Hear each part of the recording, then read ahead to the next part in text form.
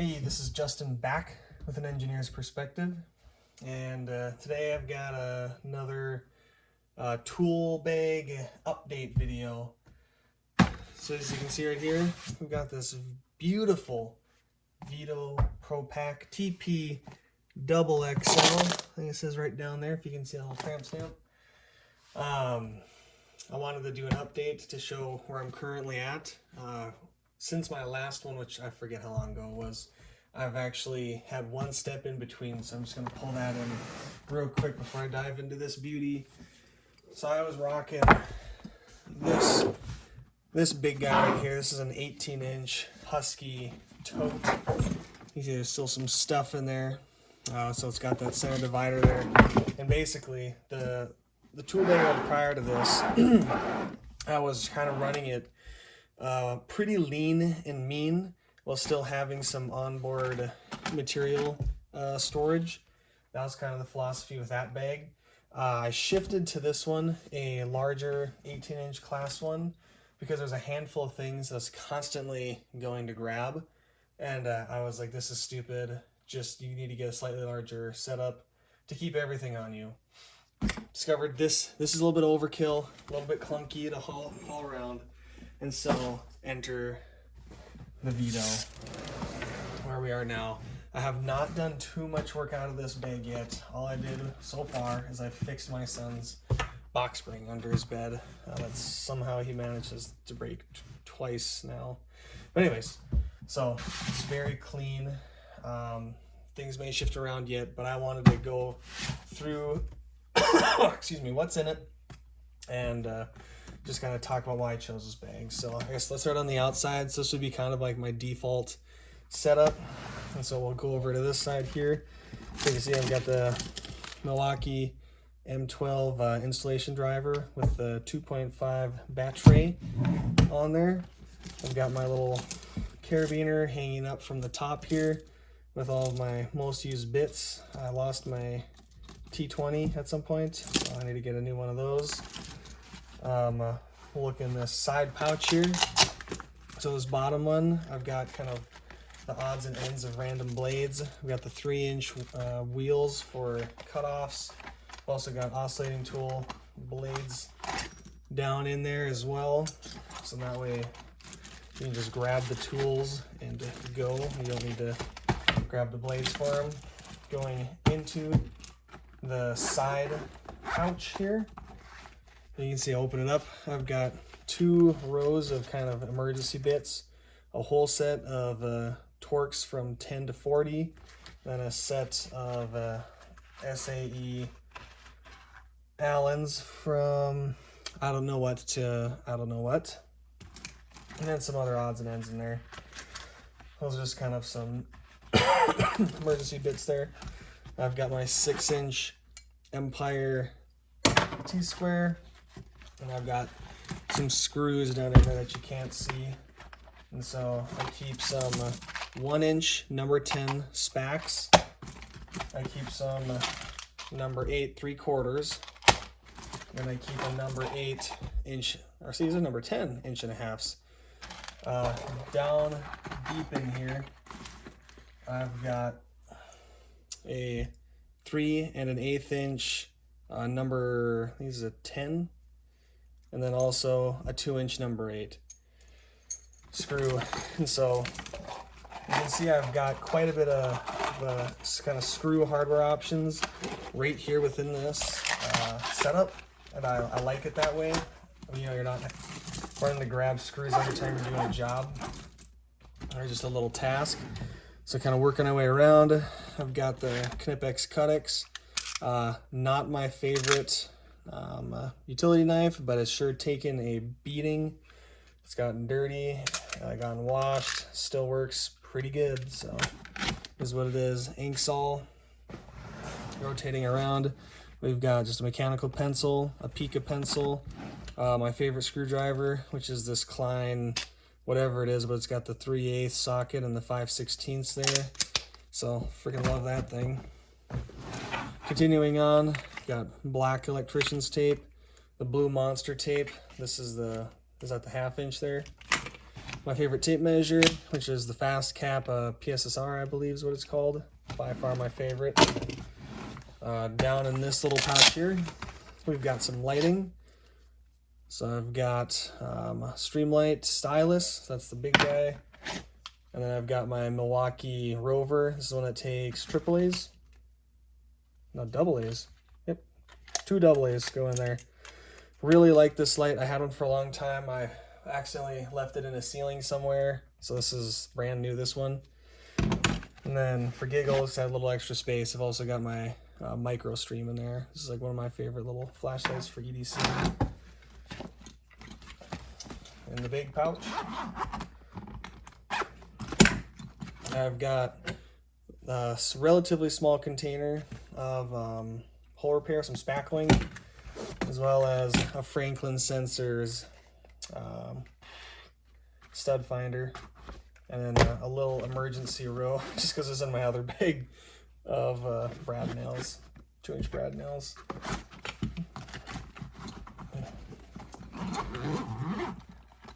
I'll make you guys wait for the good stuff till the end. It's in the main compartment in the back here. So this is like for tablets. Not what I've got in there though. I've got my Stabila torpedo, a couple of spare shims, this little Sawzall bit case with Sawzall blades in there, and then my drill bit case, full set. This is the newer Milwaukee style, but they're all the 1/4-inch shank, which is what for me is a requirement. I've got 16ths up to 3/8. I really could go for a 1/2-inch bit in there, but life goes on.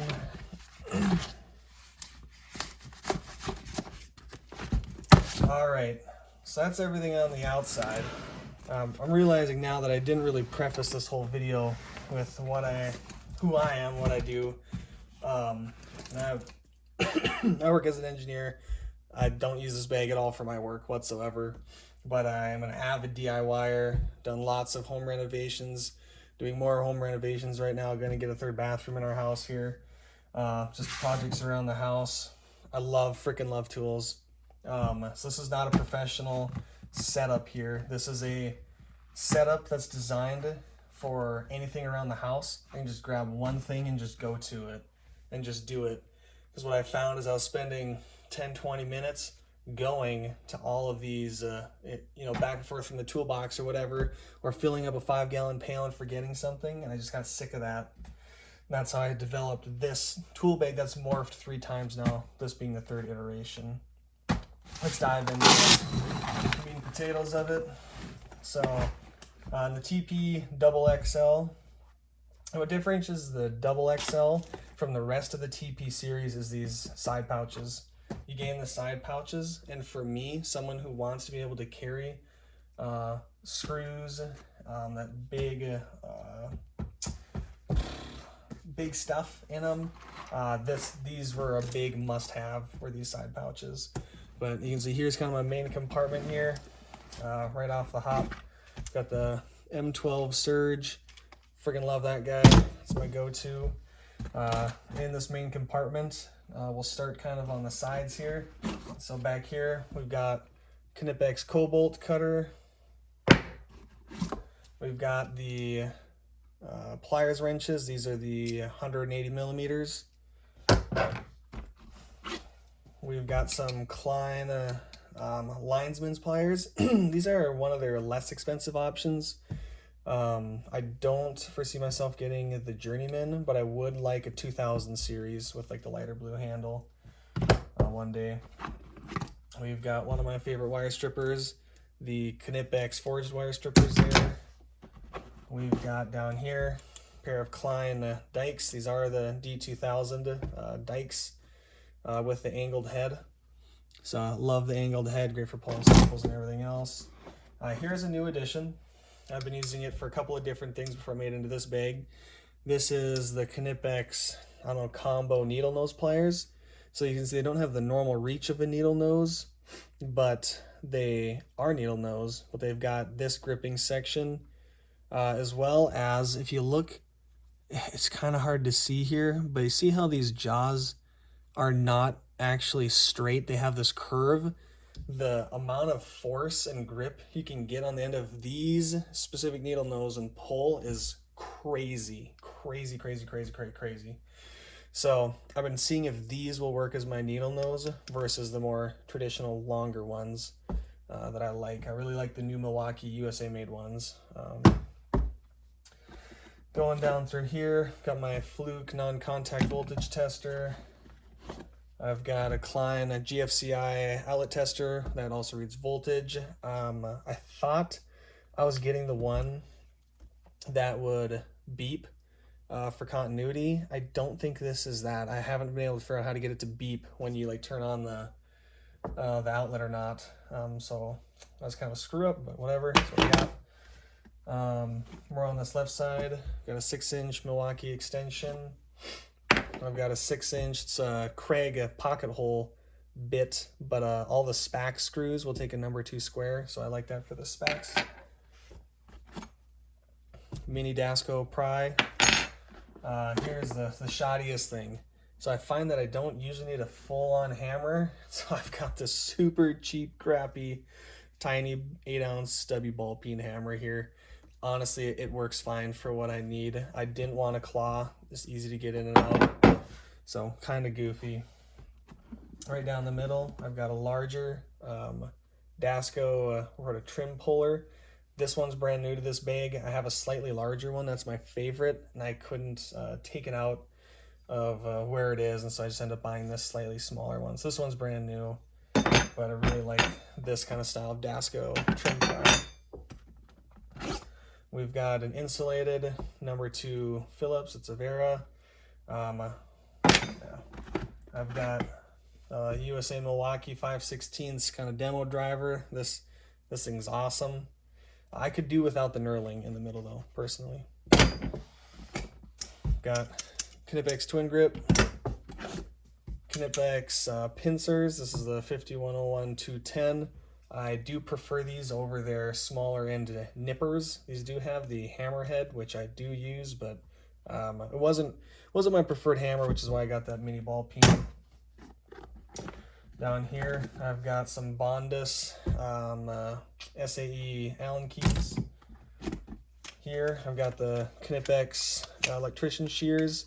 These are very new to me. They're just in here for me to try out if I like them. Early impressions are they don't work for my workflow, but I'll try them out.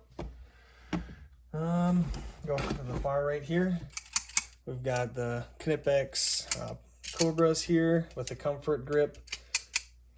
Favorite pair of pliers right there, and then the 180 millimeter versions. Got two punches here. The spring punches are the bomb.com. I've got that one that's an actual like nail set, and then I've got this one that's for knocking door hinges. Purdy painter's tool. This one's also kind of new to me. When I was putting this bag together, I upgraded a handful of things.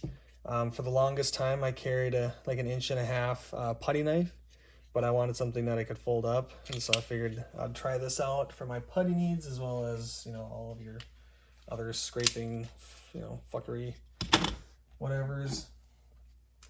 Here I've got the Klein, I forget what they call this, flip socket or whatever set. Very neat. I actually haven't used it much. I just always find myself using the sockets on the screwdriver, and so I just keep using these, and I just forget this is in here, honestly. I had it in the old bag. Those are what was down in there. So we've almost emptied out everything. I do have this little Knipex Bix. I don't know, it's for cutting a thin-walled plastic tubing. You can actually, I've gotten away cutting some thicker wall PVC with that. Let's see what else is in here, kind of getting down to it. For this front pocket, I've got a whole range of Wagos from 2s, 3s, 5s, and then the 2 straight throughs. So these are my preferred ones when I'm working with the forged wire strippers. I prefer the Wago lever nuts. However, I do carry the brown wire nuts, as well as an assortment of 832 and 632 screws. I keep the long ones and I just cut them down to length to whatever I need. Yeah, let's and up top, an assortment of different bits up here. And I'll just give a flavor. But I've got a spade bit, and I do have an SDS bit. I've got 5/32 and 3/16 in both SDS and standard. Up here I've also got some jigsaw blades as well. You'll see why in a second. And that's everything that's in this bag. And I went pretty quick because I don't want a video that takes forever, but I still want to talk a little bit. So what are my initial impressions of this bag? You know, I went from a very large one, and my concern is I wasn't going to be able to fit the things that I had gotten used to being able to fit. Okay, sorry I tipped you over there. So as I was saying, I was worried about not being able to fit all the tools that I was used to having in this bag for my old one. And as you saw when I tipped that bag over at the front, there are some things that didn't make it into here. I'd say the most notable was this guy right here. Absolutely love this M12 Rover light. It's incredible, so bright, so versatile, just a great light. Obviously doesn't fit in there. That's why I got a second one of that smaller one. And that smaller one is a good light, so kind of bummed about losing out on that. A couple of other odds and ends, but nothing super major. And really, you don't end up with the perfect bag. It's not about when you don't have anything more to add. It's about when you have nothing left to take out, you know? And so trying to get a little bit more close to that. That said, I did want a little bit of room to experiment with new tools because I love tools. I want to try new stuff. So like the twin grips, twin grips? I think that's what they're called, yeah. I still, you know, I don't know if I'm 100% like, yes, I need these in here. 100% I don't need the scissors in there either. And some things are just nice to have, like the number 2 Phillips there. But, you know, I want a little bit of that extra room, but the biggest thing is power tools. And so, as I showed, my kind of standard setup was with the impact in here and the installation driver on the outside. But like, as an example, you know, like I went to install a new outlet at a coworker's place. And so, not in this bag, but the prior bag, it's like, you know, it's set up where it's like, all right, I'm gonna stick my multi-tool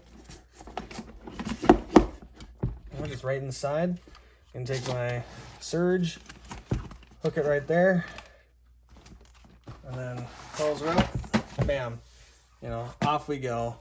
So it's like, okay, I can hold my power tools, or like if I wanted to, you know, I could move my tape measure around or whatever, and to fit the installation driver in there. Or like, let's say, what's another one? I went to install a sump cover at a friend's house. So like, if I'm going to drive Tapcons, like I'm not going to bring a hammer drill, I'm going to bring a rotary hammer. So it's like, okay, once again, leaving the surge on the outside, you stick that guy in there, bam. Or what's another situation, you know, if you're cutting drywall, like these are all examples I've done. Big drywall repair at the in-laws house. Going to be cutting up some small pieces of wood to screw the drywall to for the butt joint. So it's just like, all right, you know, stick in your M12 oscillating tool, Sawzall. But I mean, even in this bag, this is kind of tight, but like you can make it work. If I can just screw around with this a touch. Like, you get your oscillating tool kind of over here, get your Sawzall over here. You can see, I mean, granted, you just throw these in the car going to your in-laws house, but it's nice keeping it all in one go. And like, you can get them in there. So I've got my driver there. Let's say you wanted to bring more than that. You know, I want my yeah, I'm gonna go some serious work. Another big advantage to this bag is with these tall ones is you can bring tools that have belt hooks on the top. And so it's like I've got my Sawzall, I've got my oscillating tool, I've got my hammer drill, and I've got my impact driver. Bam. All of that makes it there. Oh yeah, I'll just stick that back in there. You know, that all makes it in this bag. And so that's the really important thing to me, was maintaining this capability of being able to load it up with tools kind of on an ad hoc basis when the right things come up. And like, even as maybe one last example, you hook your, you know, drill and impact on the outside. This is that jigsaw, you know, it's like that fits in there. It's like I'm able to carry a lot of hand tools, a few extra goodies just for fun. I'm able to carry, you know, lots of consumables, all of the main ones I'm gonna need. You know, those front pockets a touch on the tight side, I will admit. Able to carry consumables with me, and I can load it up with extra power tools for that particular situation and still maintain all the capability I want. And so like, that's what I really wanted to maintain with this bag, while still trimming down some of the fat, some of the bulk, some of the clunkiness of getting that larger one around. This one's really doing it for me. Super happy with how this turned out and kind of the direction that it's gone. You know, we'll see in 6 months how this ends up proving out for me, if I really like it, or if I end up going back to the larger one, or if I want to go something smaller. So yeah, that is kind of my update on my bag situation, and I guess in a sense some level of review of the Veto TP XXL. Just kind of showed you my loadouts. I didn't really go over its specs, but you know, it's great. It's got the carry handle, it's got the shoulder strap, it's got a hook in there, it has all the pockets that you already saw. Yeah, really sweet. Going from the single XL to the double XL gets you these side pockets and probably some more size just overall. I think really worth it if you want to take kind of what you're carrying to that next level without this bag becoming absolutely enormous. But it's not small. Anyways, that's all I've got for today. Have a good one.